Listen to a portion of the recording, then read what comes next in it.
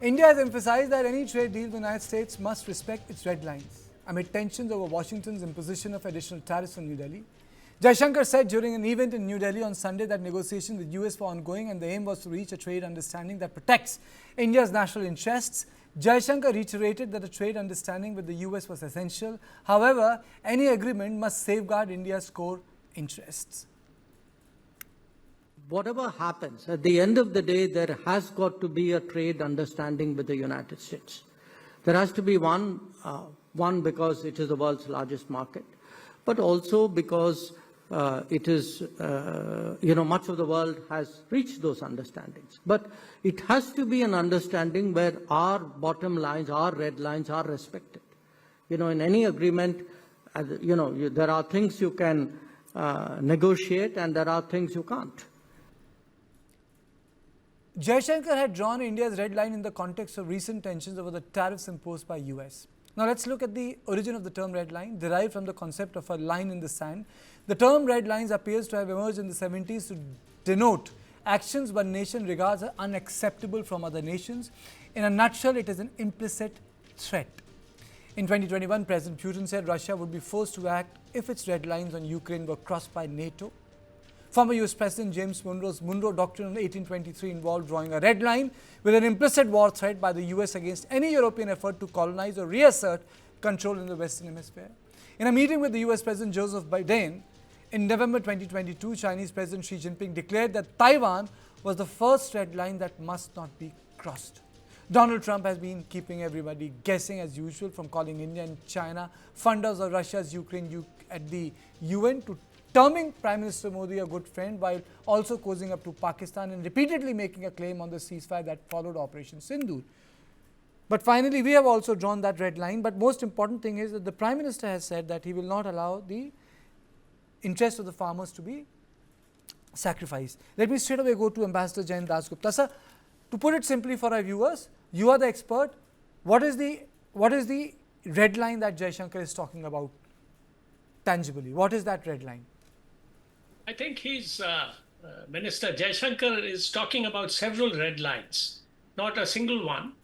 And the first one, of course, would be agriculture and dairy, and allowing GMO foods to come in. And of course, soya and corn, which is mostly GM in the US. So that is one. The other one is, of course, dairy. And dairy products is another red line. Apart from these, which may have triggered the first set of 25% tariffs on India with effect from the 7th of August, Minister Jaishankar has also mentioned the second tranche, which is related to the Russian purchase of Russian oil. And that is another red line, that we will continue to buy Russian oil. And we will exercise our strategic autonomy to buy from whichever source we want to. So these are palpably the most important red lines. There could be a few others where there could be some amount of give. But I think on these three issues, there is absolutely no compromising. That is what Minister Jaishankar seems to be implying very clearly. Ambassador, Jaishankar also said one more important thing. He said that both countries have not landed on a common ground where, they could align themselves on certain issues in which they agree, which means that the conversation that is taking place has not been able to create that foundation. Yes. I think another very important aspect of these negotiations is that President Trump has been harping on the trade deficit in only goods terms. And if you take services, if you take IPR, royalties, and the whole gamut of flows of funds or money, then the situation is not as adverse as President Trump points out.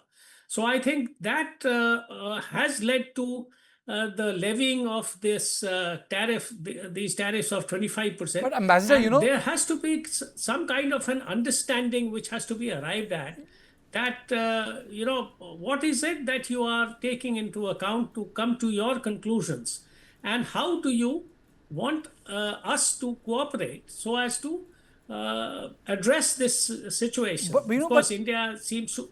But Yes. sir, the reason why I wanted to come back on this issue is, he says that we have not arrived at a landing ground for a trade discussion. And he said that the talks with the US for the trade understanding where our bottom lines and red lines are respected. When he says that landing ground for a trade discussions, we have not arrived there, what does it mean, sir? A lot of people would say, iska matlab kya hai?